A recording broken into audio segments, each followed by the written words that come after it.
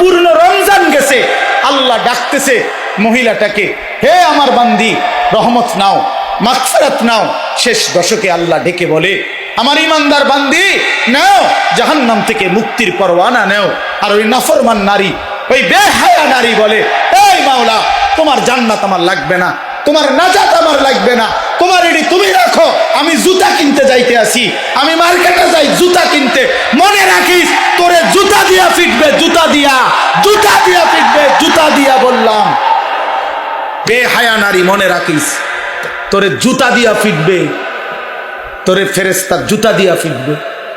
কার আহ্বান প্রত্যাখ্যান করে না? রমজানের শেষ 10 দিন জুতা কেনার জন্য আল্লাহ দিছিল? কথা বলেন না কেন? শেষ 10 দিন শাড়ি গহনা কিনবার জন্য আল্লাহ দিছিল? তো আল্লাহ তো ডাকলো মাগফিরাত নাও, আল্লাহ তো ডাকলো রহমত নাও, আল্লাহ তো ডাকলো নাজাত নাও। তুমি কও না আমার এডি লাগতো না, আমার জুতা, আমার দরকার জুতা, আমার দরকার শাড়ি, আমার দরকার ফেয়ার অ্যান্ড লাভলি, আমার দরকার গহনা, আমি রাস্তার পুরুষ দেখাবো, আমি বখাটেরা রেডি হয়ে আছে আমার রূপ দেখার জন্য, যৌবন দেখার জন্য।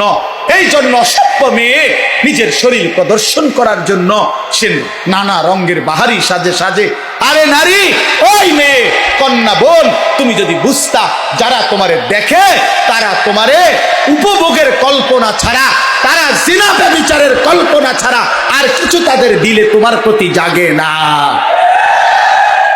এই ছাড়া আর কিচ্ছু নাই, এই ছাড়া আর কিছু নাই। দুশ্চরিত্র যুবক তোমাকে নিয়ে উত্তম কোনো কল্পনা করে না।